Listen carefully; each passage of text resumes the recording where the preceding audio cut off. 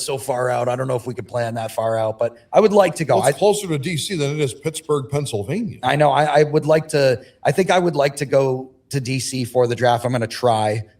Maybe if the bet heads can get enough people to like, comment, subscribe, we can get the boss to send us down to the draft, and we can do some coverage on the road. So, well, here's the problem: baseball goes on strike, and it's only for a little bit. And Cleveland has their home opener, and say at the same time, I ain't going to DC. We'll see. We've got the NFL draft, and I wanted to cover the first round because the first round has happened already. Yes, it is. So I've got some winners and losers from the first round. Just even though none of them have played one single down of competitive NFL football. No, but this is based on projections and also the film that we've seen on some of these players. Teams might have reached. I think Mel Kiper Jr. has poisoned your mind. Who's Mel Kiper? I don't think my mind is poisoned. I think that it's good to try and just get an observation on the talent you're getting to your team. The number one pick, what did they think of Fernando Mendoza being chosen by the Raiders? A+. And I think that I also agree. I think he's a franchise quarterback. I don't think he's going to be that good. I do. I think he's a franchise quarterback. I think because he'll be able to sit and study under Kirk Cousins, who is a mirror image of him. Kirk is almost cooked. I know, but Kirk is also, he's coming off of a good season. He finished strong with Atlanta. Atlanta finished, I think, the final 7 games, they were already eliminated. And if they had won if they had won one game earlier, if Kirk had started one game earlier, they might have had a chance to win out. They finished tied for first place in the NFC South and just lost. That's more of an indictment on the NFC South than anything. I'm just saying, Kirk, he still has a little bit of juice. And I'm not saying that he's, the model quarterback, but maybe this resembles something like an Alex Smith, Patrick Mahomes situation. But Mahomes also wasn't the first overall pick. This is the Raiders we're talking about. I know, but I also like the talent around him. Ashton Genty, he's got Brock Bowers. If they add a couple Max Crosby. If they add a couple pieces down late in the draft, I think that'll be good. Jeremiah Love went 3rd overall to the Cardinals. The Big 4-letter network had him as a winner there, but I don't agree with that. I think that's overreach. 3rd pick for a running back is too high. I wouldn't have done that. I would have traded back, let someone else make that bad pick. He better be a Travis Henry type. And the Cardinals aren't really in the position to make a run, no pun intended, on a running back. He's not gonna flip this team. Look at what the Raiders were like last year with Ashton Genty. Mm-hmm. You need a quarterback to run the team, and Brissett's not really that guy, I don't think. The Browns went after Casey Concepcion, who I think is a great player. Kansas City wanted, so get it, Casey. Yes, and then they also took Spencer Fano, who is an offensive lineman. So I think the Browns made some good moves there in the first round with 2 of their picks. Yeah, I know it's still the Browns, and it depends on who's going to be at quarterback. The Cowboys were big winners. They got Caleb Downs, possibly the best player in the draft. I so did not want him to go to the Cowboys. I didn't either. I was so mad.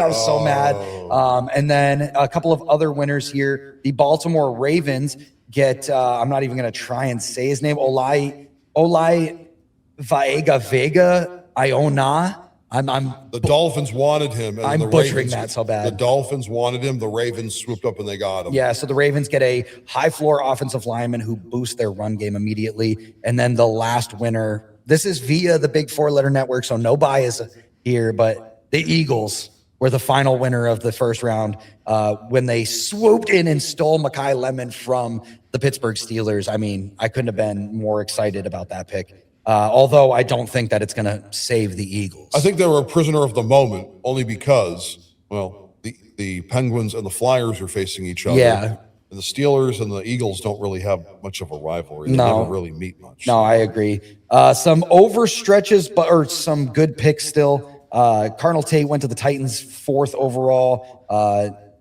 I like Cardinal Tate, but I don't know necessarily if the Titans need to focus on more wide receivers. I like what is his name? Chimere DK. This is going to be like an Andy Luck situation. I need an offensive line. Okay, we'll just draft wide receivers. That's what it feels like. So that could happen to Cam Ward.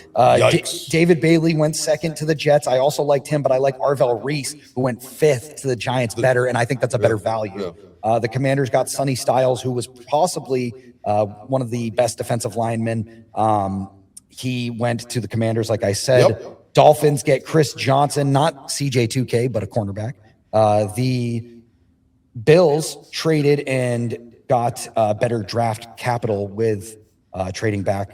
I think actually, excuse me, they traded back, yes, and got 2 extra picks, so they have 9 picks now. And then some reaches. The Chiefs reached up and traded up to get some picks that I don't think really are going to make a big difference, especially I think that team's on their way out. The Rams had the biggest reach of the draft, going up for Ty Simpson. And they had to ask Matt Stafford if that was okay. And like it's a blessing of some kind. Look, I just dude, think you're on that- this team for like 1 or 2 more years. I just think that Ty Simpson's not the guy. The Rams were one piece away from maybe making the Super Bowl last year, and now you're going to, instead of thinking about this year, you're thinking about the future. I didn't like that move. Well, Sean McVay is going to be there for a long time. Well, I know, and I get it, but I just didn't like that move. Caleb Banks for the Minnesota Vikings was kind of a reach, had massive injuries and stuff, not necessarily player that you want to go for, and the Vikings seem like they're kind of falling apart too. Same old Minnesota Vikings. Despite getting Kyler Murray, I think their offense might be all right, but the defense, it needs to, it depends on how Brian Flores runs that defense this year. We'll see. And they've lost Harrison Smith, some older pieces. So we'll see how it turns out. Your odds for offensive rookie of the year and defensive rookie of the year to start off after the first round. Jeremiah Love starts off as the favorite. He's plus 200 currently. And of course, I know Jay Dawg's going to say it. It's way too early, but yeah, plus 200 for Jeremiah Love. Cardinal Tate's plus 350. Mendoza's plus 400. I don't really think he's going to play that much. And a couple of other long shots. Denzel Boston, Garrett Nussmeier if he gets drafted, Carson Beck if he gets drafted, and then Ty Simpson if Stafford goes down. And then for defensive rookie of the year, David Bailey is your favorite, starting off at plus 350. Arvell Reese plus 500. Sonny Styles plus 500. Any of those stand out to you? Caleb Downs plus 600. I like that one. I told you this before we started.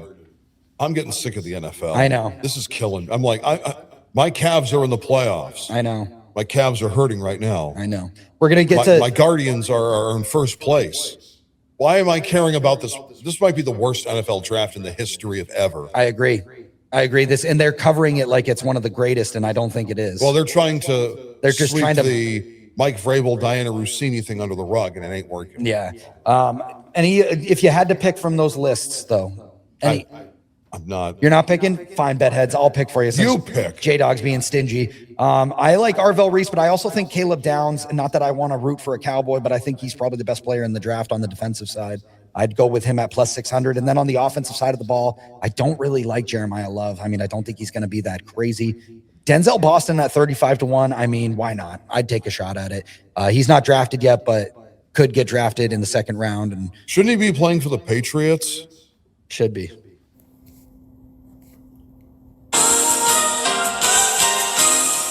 All right, Dog.